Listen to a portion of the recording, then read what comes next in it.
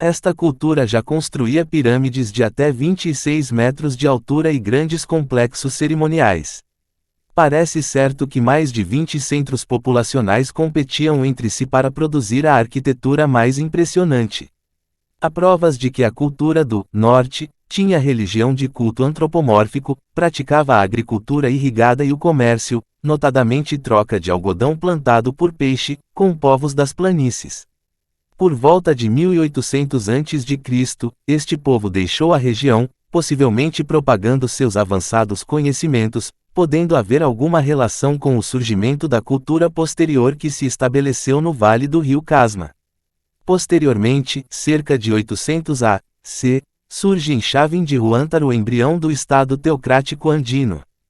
Do ano 50 até cerca do ano 700 a civilização mochica floresce, e aproximadamente no ano 1000 explode a cultura Tiahuanaco.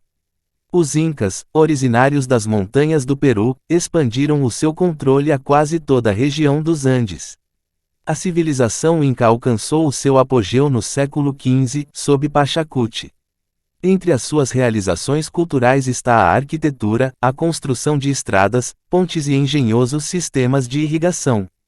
As primeiras evidências escritas sobre o Império Incaico são constituídas por crônicas de vários autores europeus. Posteriormente existiram cronistas mestiços e indígenas que também recompilaram as histórias dos Incas.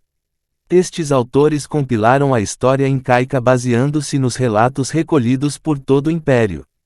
Os primeiros cronistas tiveram que enfrentar várias dificuldades para poder traduzir a história incaica, além de se confrontarem com uma visão de mundo totalmente distinta da que estavam acostumados.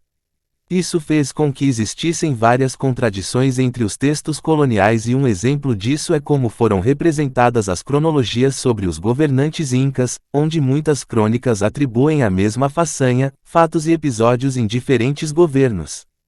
Sobre as crônicas do Império Incaico, é importante salientar que certos autores tiveram outros interesses ao escrevê-las. No caso dos cronistas espanhóis, seu interesse foi legitimar a conquista através da história, pois para eles em muitas crônicas se releva que os incas conquistaram o vasto território através inteiramente da violência, portanto não teriam direitos sobre os territórios conquistados.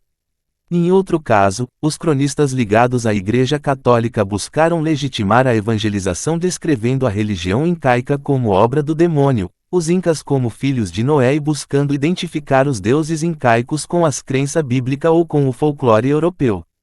Igualmente existiram outros cronistas mestiços e indígenas que também tiveram um interesse de enaltecer o império ou qualquer um dos clãs que estavam relacionados, como o caso do Inca Garcilaso, que mostrou um império inca sem pobreza, riqueza repartida e recursos explorados racionalmente. Os Ailo e Panaca tinham canções especiais que narravam as suas histórias. Esses cantos eram executadas em determinadas cerimônias frente ao Inca. Esses relatos, em forma de memória coletiva, constituem os primeiros registros históricos reconhecidos nas crônicas. Outro recurso utilizado para registrar a história eram os mantos e tábuas que possuíam pinturas representando acontecimentos históricos. Esses documentos foram guardados em lugar chamado Poquencancha.